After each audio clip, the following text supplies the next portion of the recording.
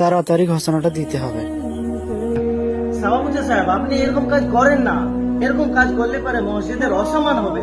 আর মসজিদের একটা সম্মান আছে, মসজিদের আদব আছে। হুজুর, আপনি তো ব্যাপারটা বুঝতেই চাইছেন না। আমি মসজিদে মাইকে এলান না করলে আমার গরুটা অনেক দূর চলে যাবে, চলে গেলে আমি আর খুঁজেই পাবো না। আরে মশাই, আপনি তো আমার বিষয়টা বুঝতেই চাইছেন না। এটা তো মসজিদ, এটা তো আপনার বাসা নয় যে আপনি এখানে খেয়াল খুশি মতন কাজ করবেন। আর মসজিদের মাইক ব্যবহার করার একটা নিয়ম আছে। আরে হুজুর, মসজিদ তো 10 জনের টাকা দিয়ে তৈরি, 10 জনের কাজে লাগলে কি এমন ক্ষতি হয়? এই হুজুররা এত বেশি বোঝে না। মূর্খ মানুষ মসজিদের সভাপতি হলে যা হয়।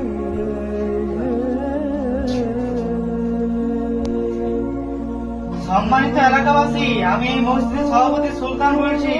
আমার ওই যে লাল গরুটা আর বাছুরটা হারিয়ে গিয়েছে। অতএব তোমরা যদি কেউ পেয়ে থাকো তো পিরিং এর চা দোকানে অবশ্যই জানিয়ে দেবে। একটু খুঁজে দেখি। আরে সভাপতি সাহেব, এটা আপনারা কি তাল বাহানা? মসজিদের মাইক, আর মসজিদের মাইক আপনি যদি নিজের বাছুর পূজাতে ব্যবহার করেন তাহলে এটা কি হলো? হইল না তো। মসজিদ তো বানিয়েছি সবাই মিলে মানুষের উপকারের জন্য। বিপদের সময় উপকারী যদি না হলো তাহলে লাভটা হলো কি? এই মসজিদের দায়িত্বে কিন্তু এখন আমি রয়েছি।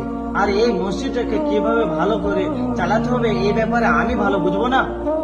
দেখেন মশাই, এখন আপনারা যদি এই মসজিদে উল্টো পাল্টো নিজেদের খেয়াল খুশি মতন কাজ করবে তাহলে কিন্তু এই মসজিদে আমি আর থাকবো না। এই মসজিদ কিন্তু ছেড়ে চলে যাবো।